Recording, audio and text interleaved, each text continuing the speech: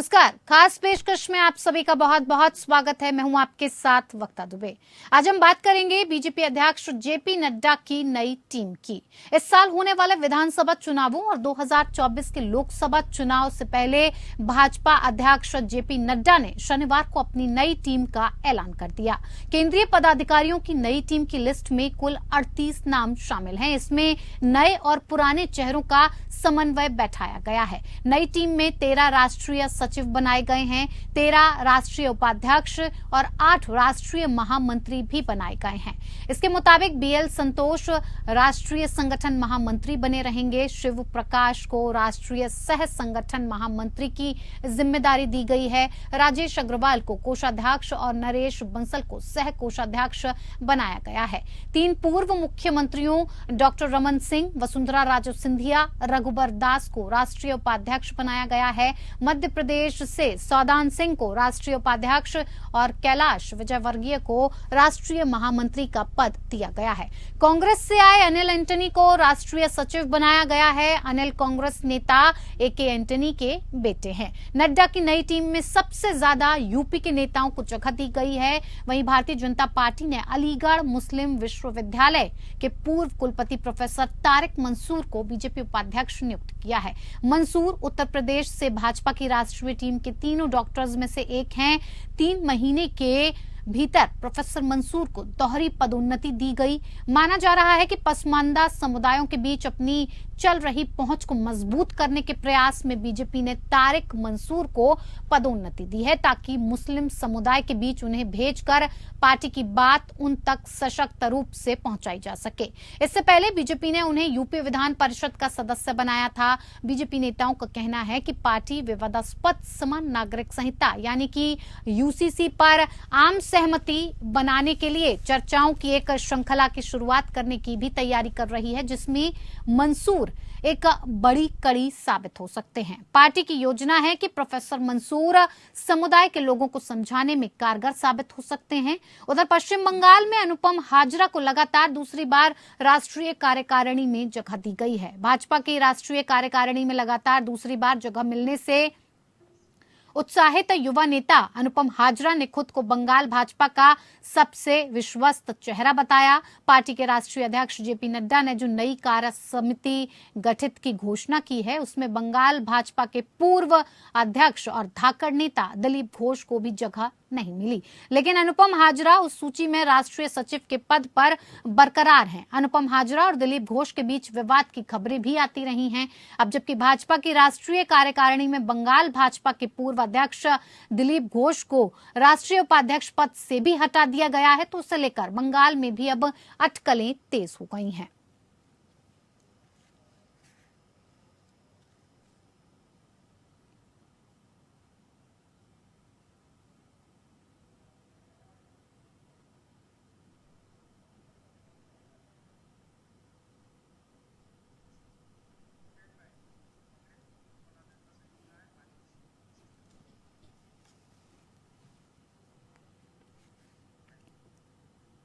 तो इसी नड्डा की नई टीम को लेकर बातचीत करेंगे और क्या कुछ समीकरण साधे गए हैं, इसी को भी जानने की कोशिश करेंगे। तो हमारे साथ मेहमान जुड़ चुके हैं इस पर।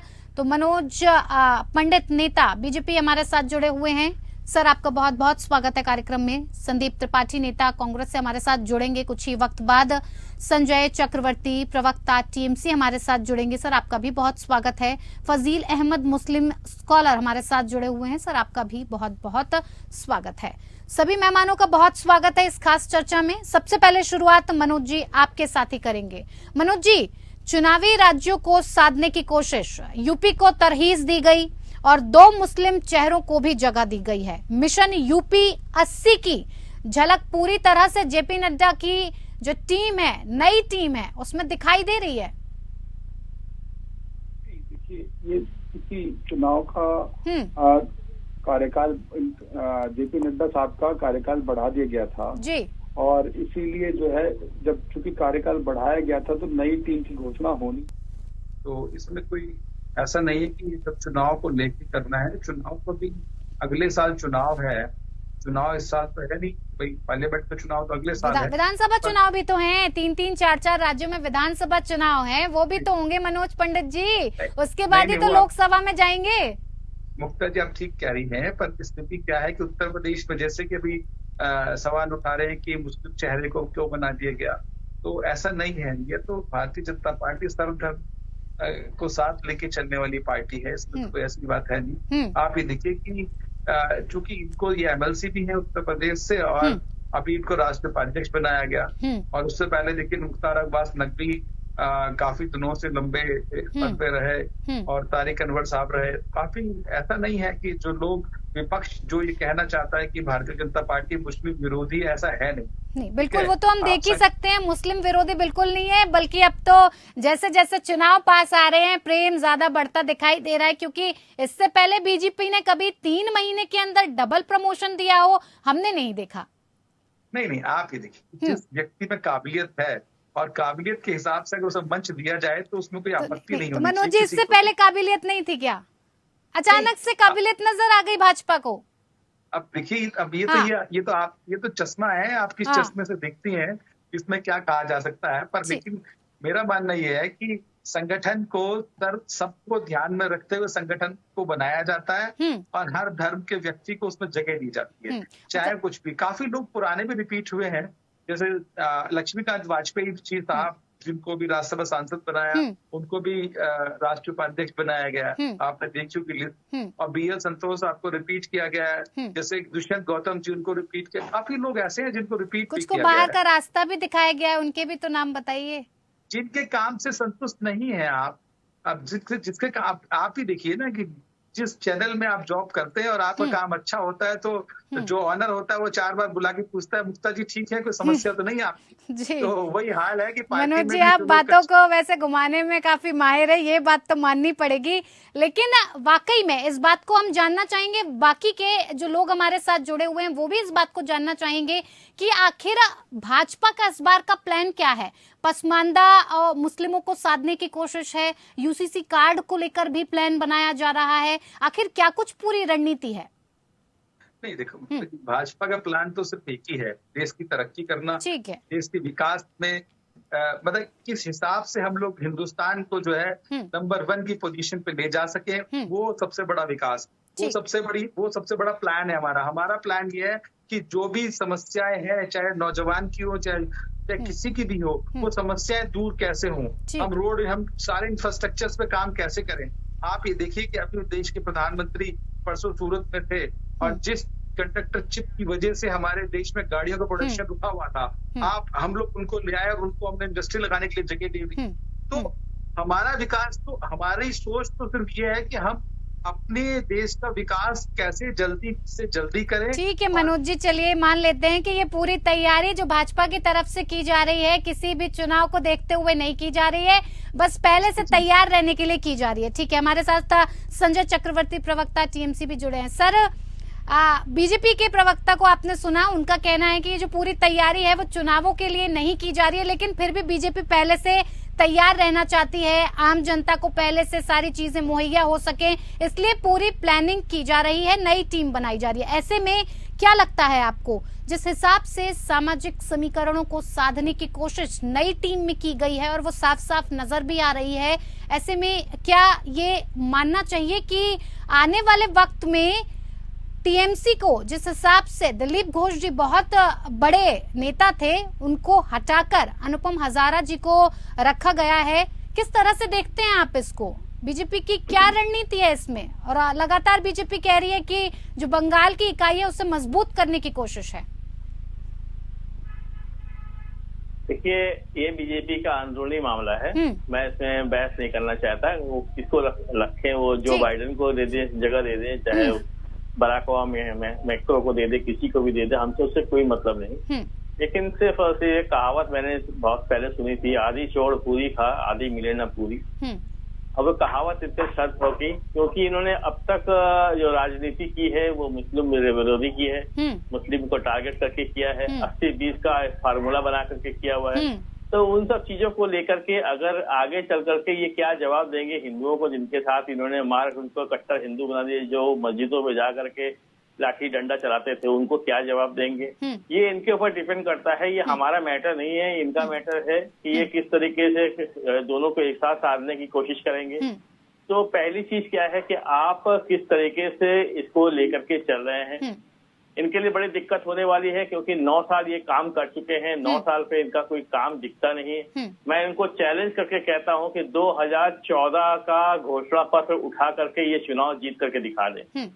2014 में जिन्होंने जिसके बल पे ये लेकर के आए थे, सिर्फ घोषणा करने से, घोषणा मंत्री प्रधानमंत्री जो है हमारे, वो सिर्फ प्रचार करने के लिए आगे आते हैं, बाकी समस्याएं इनके लिए कोई मायने नहीं रखती है। अभी युवाओं की बात कर रहे थे, 2 करोड़ रोजगार युवाओं को देने की बात की थी, कहाँ है 2 करोड़ रोजगार पर साल? नहीं, संजय चक्रवर्ती जी, ये लग रहा है कि विपक्षी गठबंधन का जो जोड़ बनाया गया था, सारे विपक्षी दलों को एक करके सामने लाया गया था बीजेपी को हराने के लिए, लेकिन अब जो नई टीम सामने आई है, इसे तोड़ मानते हैं आप आने वाले वक्त में? कोई फर्क नहीं पड़ता जी। ये 38 दल लेकर के आए पहले, अब ये नया टीम लेकर के आए, ये कोई फर्क नहीं पड़ता, उल्टा इनको नुकसान होगा। मैंने पवन खेड़ा का एक स्टेटमेंट याद आता है, इन्होंने दिया था जब कर्नाटक का चुनाव खत्म हुआ था। तो कर्नाटक का चुनाव खत्म होने के बाद उन्होंने कहा था कि 50% जीत तो हमारे कार्यकर्ताओं की थी और जनता का सहयोग के साथ दी थी, लेकिन 50% हमारा जो जीत का योगदान वो मोदी जी का है। तो पत्रकार ने पूछा मोदी जी का कैसे योगदान है? जब जब वो आए, जब जब उन्होंने मुंह खोला, हमारा वोट प्रतिशत बढ़ गया जी। तो अब हमारे लिए ये एक सबसे बड़ा फायदा है कि आप कुछ भी करते रहिए, लेकिन 9 साल का हिसाब आपको देना पड़ेगा। आप जब तक हिसाब नहीं दोगे, आप तो गठबंधन भी काफी मजबूती का बनाया गया है। मैं आऊंगी मनोज जी आपके पास, मैं आऊंगी, सबके रिएक्शंस ले लूं, मैं आऊंगी। हमारे साथ कुलदीप मलिक कांग्रेस से जुड़े हुए हैं। कुलदीप जी, बहुत बहुत स्वागत है कार्यक्रम में आपका।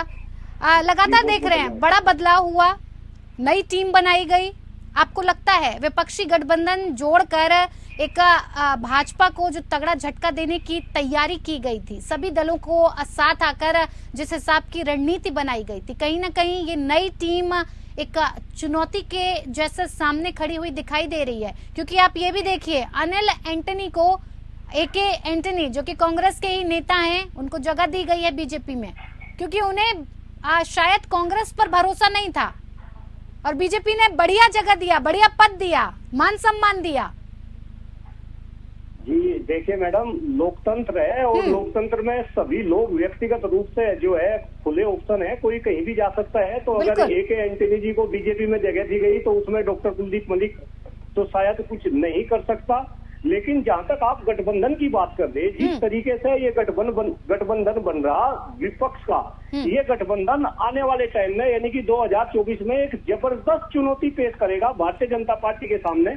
और मैं यहाँ पे ये भी बता दूं कि इतिहास गवाह है, जब जब किसी तानाशाह सरकार के खिलाफ विपक्ष इकट्ठा हुआ है तो कहीं ना कहीं सरकार को करारा जवाब मिला। मैं यहाँ पे याद दिला रहा, मेरे भाजपा के सहयोगी भी शायद इस बात पे मुस्कुराएंगे, जब जब विपक्षी एकता हुई और हिंदुस्तान के अंदर पहली विपक्षी एकता 1962 में चाइना युद्ध के बाद हुई थी, तो कहीं ना कहीं उस समय का जो सरकार थी उसको भी जो है इसका आभास हो गया था। इसके बाद आप इमरजेंसी के बाद इंदिरा गांधी जी के केस में आप देखो, सारे का सारा विपक्षी दल इकट्ठा हुआ और कहीं ना कहीं इंदिरा गांधी जी को मुंह की खानी पड़ी।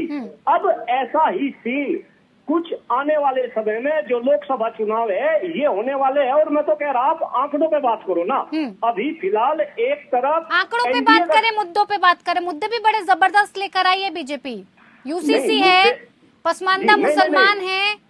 हाँ, मैं आपको बता रहा, जहाँ तक आप मुद्दों की बात कर रही, देखो बिल्कुल गंभीरता के साथ कृपा करके मुझे 1 मिनट का समय दे। ठीक है, जहाँ तक विपक्ष के मुद्दों की बात है कि भाई विपक्ष किन मुद्दों को लेकर कह रहा, मैं तो बार बार अलग अलग मंचों से इस बात को कह रहा कि विपक्ष को तो मुद्दों की जरूरत ही नहीं। आप भारतीय जनता पार्टी के ये तो मुद्दे बता रहे कि भाई ये मुद्दे लेकर आ रहे, आप जनता को ये भी बताओ कि अगर 2014 की बात करूं तो भारतीय जनता पार्टी जो जो मुद्दे लेकर आई थी, कृपा करके आप एक एक मुद्दा मेरे से सुने। बिल्कुल बिल्कुल, मुद्दा इन था मुद्दों कि को भी भारतीय डिस्कस जनता करेंगे पार्टी आगे। महंगाई को हमारे खत्म साथ करेगी, फजील भ्रष्टाचार को खत्म अहमद करेगी, मुस्लिम बेरोजगारी को स्कॉलर खत्म भी हमारे करेगी। साथ जुड़े हुए हैं। फजील जी, क्या लगता है, आप सभी को सुन पा रहे हैं, सभी के अपने राय को सुना, बयानों को सुना, जिस तरह से भाजपा मुस्लिमों को टिकट दे रही है। आज जो कुर्सी के लालच में सब इकट्ठे हो गए हैं। एक मिनट मनोज जी, मैं भाई, वापस आप आती लोग हूँ तो साधु संत हो जी, आप एक लोग तो मिनट। साधु संत हो, कुर्सी के लालच तो आपको है ही नहीं। ठीक है, आप लोग साधु संत हो, इसलिए प्रधानमंत्री जो है ठीक है। फजील अहमद भी मेरे साथ जुड़े हुए हैं, एक बार मैं उनका रिएक्शन भी लेना चाहूंगी। आप लोग साधु संत हो भाई, आप लोग कुर्सी के लालच में आपको है ही नहीं। आप लोग तो संत लोग मनोज जी, हो, आप लोगों को कोई कुर्सी लालच, जैसे 24/7 मनोज जी एक मिनट, फजील अहमद जी हमारे साथ जुड़े हैं। फजील अहमद जी, लगातार आप देख रहे हैं विपक्ष के, सत्ता पक्ष के नेताओं के आपने बयान सुने। जिस तरह से आपको क्या लगता है कि जो भाजपा मुस्लिमों को टिकट दे रही है, बड़े बड़े नामों को अपनी टीम में शामिल कर रही है, नई टीम बना रही है, बड़ी टीम बना रही है, ऐसे में मुस्लिमों को साधना, साथ ही साथ यूसीसी एक बड़ा मुद्दा समझ में आ रहा है। देखिए, मुसलमान के बाद भूल थोड़ी क्या है कि मुसलमानों स्थान पाकिस्तान या कब्रिस्तान, मुल्ले काटे जाएंगे, राम राम लाएंगे, यही नारा लगाते थे।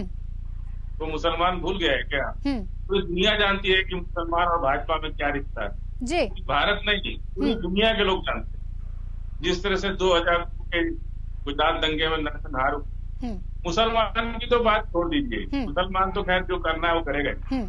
आदिवासी इनका साथ छोड़ रहा है, ओबीसी के लोग साथ छोड़ रहे हैं, दलित जो वोट देता है वो इनका साथ छोड़ रहा है, आदिवासी सरना कोड बिल की मांग कर रहा है। जनगणना क्यों रोक रखा है इन्होंने जी? क्यों जातीय जनगणना नहीं करा रहे? आदिवासी अगर आप लोगों को कह रहा है कि हम हिंदू नहीं है, हमारा सरना कोड भी अलग कर दिया जाए, तो क्या दिक्कत है? आखिर वो भी यूसीसी में आदिवासी का कोई धर्म, इस देश में आदिवासी का कोई स्थान नहीं है, इस देश में दलित का कोई स्थान नहीं है। आदिवासी पर पिसाब कर दिया इन लोगों ने। और कुकी आदिवासी मणिपुर में किस तरह से नग्न परेड कराई जा रही है, वो एक आदिवासी महिला नहीं, भारत की बेटी नहीं जानती। इसका असर देश की सभी जनमानस पर पड़ता है। वक्त होगा जिसको पैसे मिल रहे होंगे प्रचार करने के लिए, तो नहीं बोलेगा, लेकिन आम जनमानस साधारण व्यक्ति है, तो इन सारी बातों को समझता है। ये कहां से इनको ताकत मिली? ये ताकत कहां से मिल रही है कि पर ये पिसाब कर दे रहे? ये ताकत मिल रही है सत्ता से, सरकार से। ये सरकार की ताकत खत्म हो जाएगी, आप करना ये बंद करेंगे आदिवासी। ऊंच नीच भेदभाव, गरीब को गरीब बना के रखो, तो दलित बना के दलित को उसका छुआ पानी मत दो, तो नौकरी मत दो, आरक्षण समाप्त करते तो जमीन नहीं है, नौकरी है, शिक्षा नहीं है, क्या करेंगे? 40-50 करोड़ आबादी मिलाकर। मनोज जी, बड़े आरोप आपके ऊपर। मुक्ता जी, आप ये बताइए कि मेरे मित्र पता नहीं किस सदी की बात कर रहे हैं, मुझे समझ नहीं आ रहा।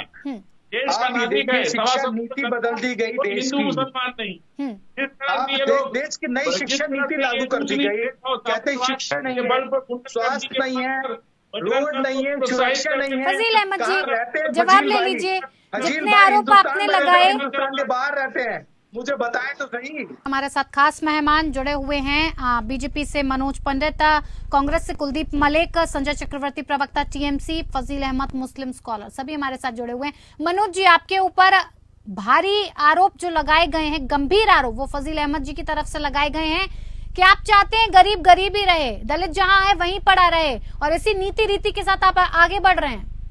नहीं, आप ये बताइए कि इसके पीछे क्या तथ्य है? क्या आप अभी जो इनकम टैक्स जो पहले 5 लाख रुपए तक था, 3.5 लाख तक था, हमने 7 लाख तक फ्री कर दिया, कोई टैक्स ही नहीं देना। तो जो आपके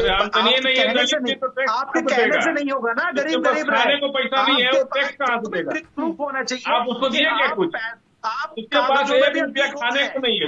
सुबह एक दिन अगर बाजार बंद होता है ना, तो उसके घर का चूल्हा बुझ जाता है, उससे आप टैक्स लेंगे, उससे आप टैक्स लेंगे। जीएसटी तो ले रहे 28%, 28% जीएसटी तो हर कोई दे रहा है, कितना टैक्स लेंगे आप किसी का खून निकाल लेंगे शरीर से। जी, हमारे पास वक्त की कमी है, एक एक करके ऐसे मुद्दे पर डिस्कशन नहीं हो पाएगा। कि अगर किसी मुस्लिम व्यक्ति को पार्टी में राष्ट्रीय उपाध्यक्ष बना दिया, तो आपके पेट में दर्द क्यों हो रहा है, जरा मुझे बताइए तो सही। ये दर्द होने वाली बात है नहीं, किसी और चीज पर चर्चा की नहीं आपने।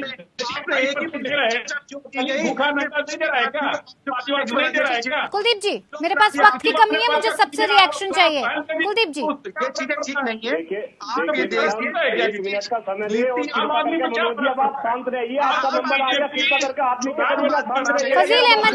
फजील अहमद जी, ऐसा है, इस देश की राजनीति में जो मुद्दे होने चाहिए वो तो है गायब।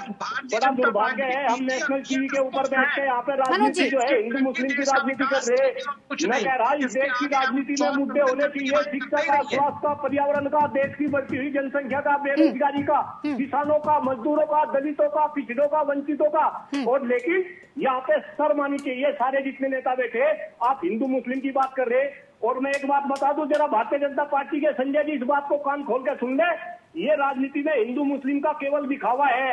भारतीय जनता पार्टी के इतने बड़े बड़े नेता हैं, अगर नाम गिनवाना शुरू कर दूंगा, इन्होंने अपनी लड़की तो जो है मुस्लिम लड़कों के दिया रखी। नाम बताऊं, सुनते सुनते आपके होश खाते हो जाएंगे ऊपर से नीचे तक। अगर एक बार बोलने लगा पूरी पब्लिक सुनेगी। श्रीमान जी, ये हिंदू मुस्लिम करना छोड़ दो, असली मुद्दों की बात करो। ठीक है कुलदीप जी, वक्त की कमी है। देश में बेरोजगारी की बात करो, काले धन की बात करो, भ्रष्टाचार की बात करो, इन्हीं मुद्दों पर बातचीत होनी भी चाहिए। आपको हिंदू मुस्लिम करते हैं आप। ठीक है कुलदीप जी, अपनी बात को खत्म कीजिए फटाफट से, मुझे संजय चक्रवर्ती जी से भी रिएक्शन लेना है। और रही मैडम, अभी भारतीय जनता पार्टी के प्रवक्ता नई शिक्षा नीति की बात कर रहे थे। मैं आपको बताऊं, मैं एक ऐसे परिवार से बिलोंग करता हूं, मैं खुद प्रोफेसर हूं, मेरी वाइफ प्रोफेसर है, मेरे मम्मी पिताजी शिक्षक रह चुके। अरे आप कौन सी नई शिक्षा नीति की बात कर रहे भाई? इस देश में शिक्षकों का इतना बुरा हाल है कि आज 55-10 हजार रुपए में आपने सारी शिक्षा व्यवस्था का प्राइवेटाइजेशन कर दिया। शादी की शादी है बड़े लालाओं के हाथ में चली गई। वे सरकार में शामिल है। बीपी बढ़ जाएगा, समझ नहीं आ रहा है कुलदीप सिंह जी, आप डॉक्टर कुलदीप सिंह जी, मुझे समझ नहीं आ रहा है। क्या देश की राजनीति का मटिया मैट तो आप लोगों ने कर दिया। आप कांग्रेस इसकी जिम्मेदार है, जहाँ देश खड़ा इसकी जिम्मेदार। बिल्कुल। अब आप मेरी बात का जवाब सुने। अगर कांग्रेस ने कोई गलत काम किया तो कांग्रेस को उसकी सजा मिली। पिछले 9 साल से कांग्रेस के बाहर है। क्या जो काम कांग्रेस ने गलत किए वो काम? ठीक है संजय चक्रवर्ती जी, जाते रिएक्शन आपका। संजय चक्रवर्ती जी,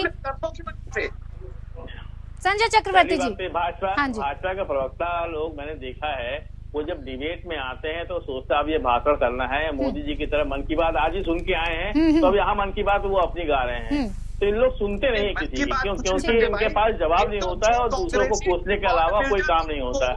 मैंने एक सवाल इनसे पूछा था कि 2014 के, देखिए वो अभी भी मन की बात कर रहे हैं, वो चुप नहीं हो सकते हैं क्योंकि मन में भरा हुआ है मन की बात, तो इसीलिए चुप नहीं होते।